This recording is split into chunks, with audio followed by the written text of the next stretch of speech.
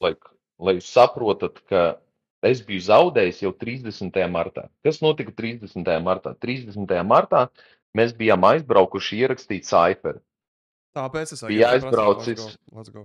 bija aizbraucis Zalts, es biju aizbraucis Bruno un bija aizbraucis pats čūks, kas mums visu to ir uztaisījis. Okay. Leks 30. martā ir uzrakstījis, ka viņš nevar būt.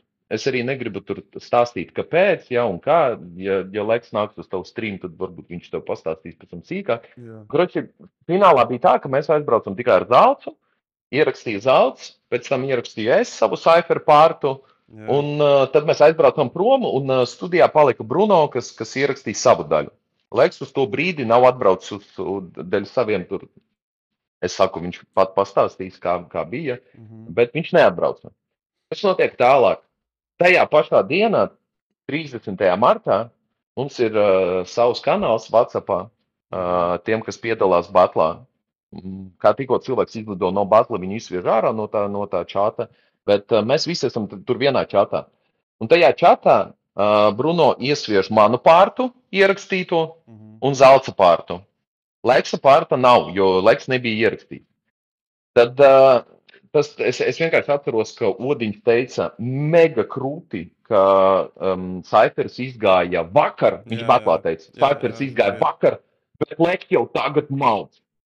Nu, tas ir, tu saproti, ja? 30. martā Leks varēja izanalizēt visu manu Cypheru, noklausīties viņu 100 reizes, un ja mēs ņemam, tad viņam bija reāli tur 27 dienas, lai par to rakstītu, mainīt mēnesis gandrīz laika, saproti?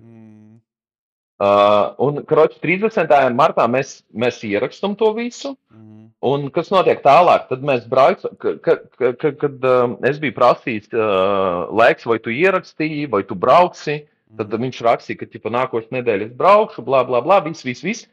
Kad es dzirdēju Leksa Cypheru, kā tu domā, kad es viņu dzirdēju, viņa pārtu? Tieši pirms batla, kad iznāca ārā?